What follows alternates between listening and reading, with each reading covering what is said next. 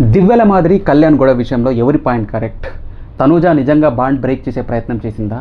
భరణి గారిని ఇమ్మానిల్ని నామినేట్ చేయబోయి సుమనన్ని రాముని నామినేట్ చేసేసి ఇండైరెక్ట్గా నేను బాండ్ బ్రేక్ చేస్తున్నానని ఇండికేషన్స్ ఇచ్చిందా? రమ్య మోక్ష మాటల్లో ఎంతవరకు కరెక్ట్? రమ్య మోక్ష నామినేషన్ పాయింట్స్ ఎంతవరకు కరెక్ట్? రాము రీతును నామినేట్ చేయడంలో రీతు ఎంతవరకు కరెక్ట్? రీతు పాయింట్స్ ప్రాపర్గా ఆర్గ్యుమెంట్ చేసిందా? రాము కరెక్టా? వీటన్నిటి గురించి ప్రాపర్గా అనాలిసిస్ చేసుకుందామండి. సో లాస్ట్ వరకు చూడండి, ఎక్కడ బోర్ కొట్టించను, చాలా నీట్గా మాట్లాడుకుందాం. ప్రతి ఒక్క పాయింట్ పిన్ టు మనం ప్రాపర్గా అనాలిసిస్ చేసేసి మాట్లాడుకుందాము. ఒకసారి అయితే వీడియో లైక్ చేసేసి లాస్ట్ వరకు చూసే ప్రయత్నం చేయండి. ఎక్కడ కూడా వీడియో స్కిప్ చేయకండి. సో చాలా ఎంటర్టైనింగ్గా ఉంటుంది ఫ్రెండ్స్. ఫుడ్ మానిటర్గా తనకు అవకాశం ఇచ్చినప్పుడు తను అందరికీ ఫుడ్ వండి పెట్టడం అనేది తన యొక్క బాధ్యత. ఆ రెస్పాన్సిబిలిటీని మాధురి గారు మర్చిపోయి లేట్గా వచ్చి 11 o'clock వరకు వస్తే, సో కళ్యాణ్ గారు ఏమన్నారంటే, మేడం కూర్చోండి మేడం, మీకు ఈరోజు ఎలాగో జరిగిపోయింది, సో రేపటి నుంచి ఎలా జరగాలని చెప్తాను, మాట్లాడతాను, ఒక్కొక్కసారి కూర్చోండి మేడం అంటే అతను ఆ మాట చెప్పినప్పటికి కూడాను మాధురి గారు సో ఏం కూర్చుంటే కానీ మీరు చెప్పరా అని చెప్పేసి గట్టిగా రావడం మొదలుపెట్టారు.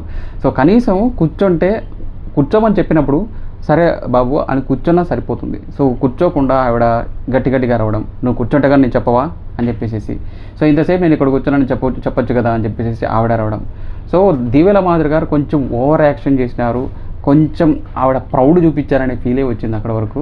సో మొత్తం అంతా అయిపోయిన తర్వాత, గొడవ అంతా అయిపోయిన తర్వాత మళ్ళీ తనూజ గారు సో దివ్యల మాదిరి వచ్చేసి తనూజ గారితో మాట్లాడినప్పుడు, సో తనూజ కళ్యాణ్ ఇక్కడ రా అని చెప్పేసి మళ్ళీ పిలిస్తే మాధురి గారికి మళ్ళీ రెచ్చగొట్టినట్టు అయిపోయి, మాధురి గారు మీరు ఏదో చేస్తానన్నారు కదా, సో మీరు ఎలా మాట్లాడితే ఇంకో విధంగా మాట్లాడాల్సి ఉంటుందని అన్నారు కదా, ఆ మాట మాట్లాడతానన్నారు కదా, సో అదేదో మాట్లాడని నాకు తెలియట్లేదు, నాకు అర్థం కావట్లేదు అని చెప్పేసి గట్టిగా అరిచారు. సో గట్టిగా అరిచేసిన తర్వాత మళ్ళీ కళ్యాణ్ సారీ చెప్పాడు. సారీ మీకేమైనా హట్ అయితే సారీ అని చెప్పాడు.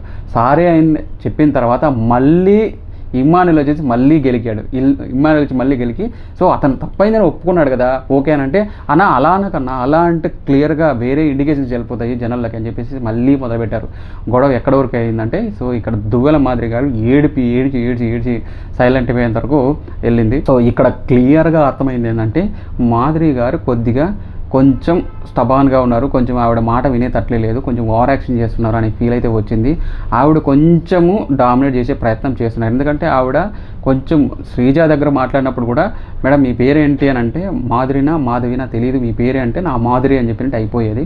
సో అక్కడే ఆవిడ ప్రౌడ్ తెలిసింది. సో అక్కడి నుంచి కళ్యాణ్కి ట్రిగరింగ్ పాయింట్ అనేది స్టార్ట్ అయింది. కళ్యాణ్కి శ్రీజాకి ఇంతకుముందు చాలా బాగా క్లియర్ బాండింగ్ ఉంది. సో అందుకని చెప్పేసి ఆ బాండింగ్ విషయంలో మాధురి గారి మీద మరింత రెచ్చిపోయే ప్రయత్నం అయితే చేశారు. సో అది ఖచ్చితంగా నామినేషన్స్లో వచ్చే అవకాశాలు కూడా ఉన్నాయి. మళ్ళీ కమింగ్ ఎపిసోడ్స్లో అయితే ఖచ్చితంగా వచ్చేస్తుంది.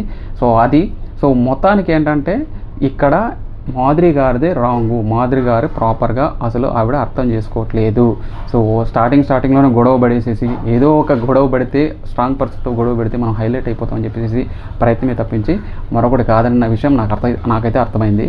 సో తనూజ గారు ఇంకో విషయం ఏంటంటే, తనూజ గారి విషయంలో అసలు ఆవిడ సుమనని నామినేట్ చేయడం ఏంటి, రాముని నామినేట్ చేయడం ఏంటి?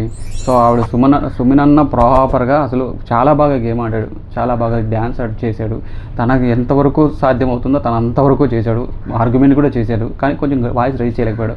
సుమనని నామినేట్ చేయడం ఏంటి, మళ్ళీ రాముని నామినేట్ చేయడం ఏంటి? రాము ప్రాపర్గా ఆడాడు, గేమ్ బాగా ఆడాడు, కాకపోతే రాము పాయింట్స్లో చాలా వరకు కరెక్ట్ ఉంది. రాము పాయింట్స్ ఎందుకు కరెక్ట్ ఉందని అంటే, సో ఇద్దరు సంచాలకులు ఉన్నప్పుడు ఇద్దరు సంచాలకుల డెసిషన్లో అతని పాయింట్స్ తను చెప్పాడు.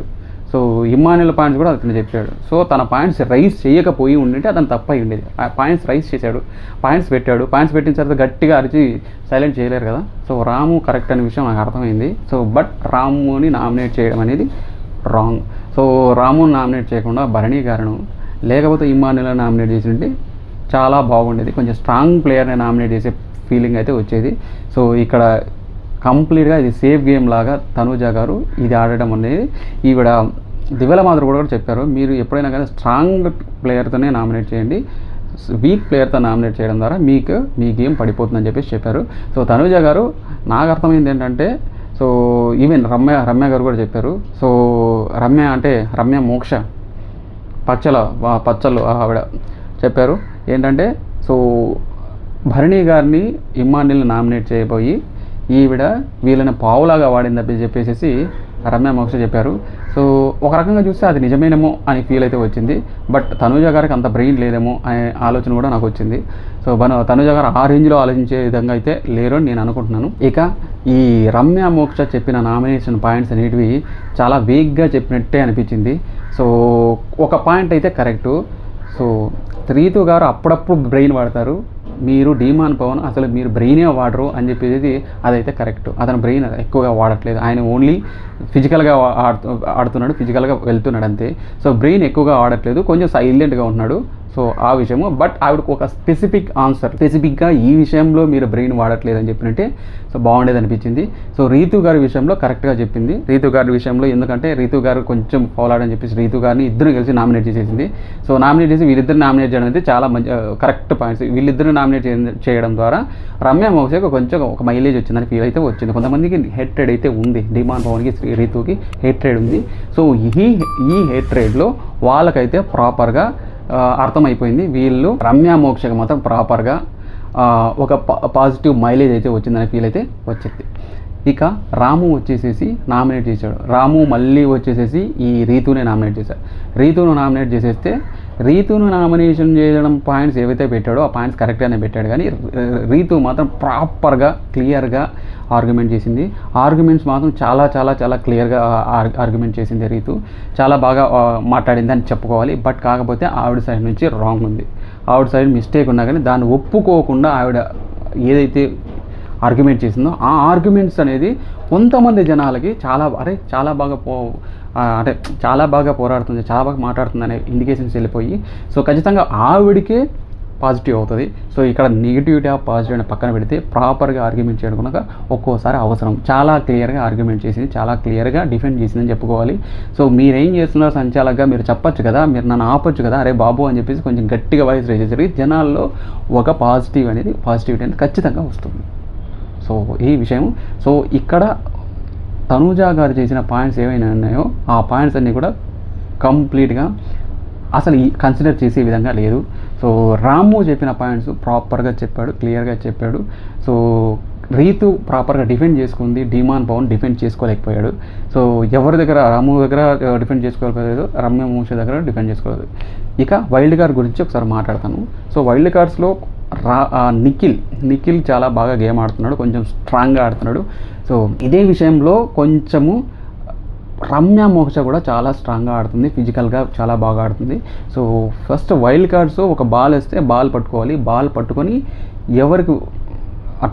ఎవరైతే ఓల్డ్ హౌస్ మేట్స్కి ఆ బాల్ ఇస్తే ఆ బాల్ తీసుకొని వాళ్ళు నామినేట్ చేయాలి.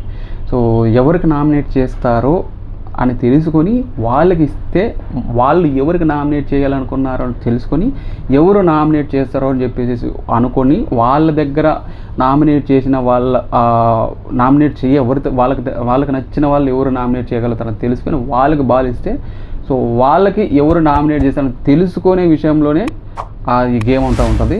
బట్ ఆ విషయంలో సో ఈ పాయింట్ని బాగా క్యాచ్ చేశారు దివ్యల మాదిరి గారు. ఈ పాయింట్ క్యాచ్ చేసేసి సో అందరి దగ్గర పోయి మాట్లాడారు అనమాట, ఎవరి దగ్గర ఎవరు నామినేట్ చేస్తారు, ఎవరికి నామినేట్ చేస్తారు అని చెప్పేసి కనుక్కొనేసి సో అలా గేమ్ ఆడారు. సో మొత్తానికి నామినేషన్ పాయింట్స్లో మాత్రము సో కొంతమంది ఈ తనూజ గారి పాయింట్స్లో అసలు పసలేదనిపించింది. సో రాము కరెక్ట్ పాయింట్స్ మాట్లాడారు, రాము కరెక్ట్గా నామినేట్ చేశాడు. సో ఇక రమ్య మోక్ష కూడా పాయింట్స్ కరెక్టే చెప్పింది, కానీ ఆవిడ కొంచెం స్పెసిఫిక్గా క్లియర్గా చెప్పినట్టు ఇంకా బాగుండేది అనిపించింది. సో మొత్తానికి ఎపిసోడ్ అంతా అదే జరిగింది ఫ్రెండ్స్.